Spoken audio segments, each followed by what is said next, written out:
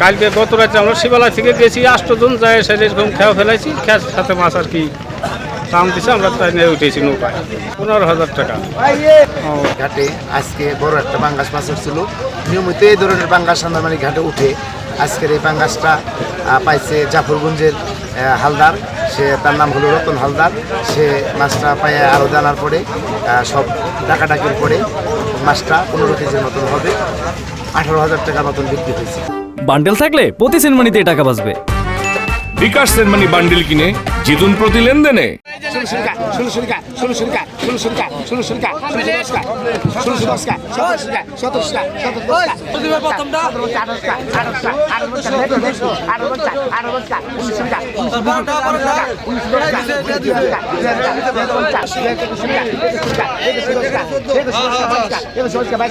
Vai,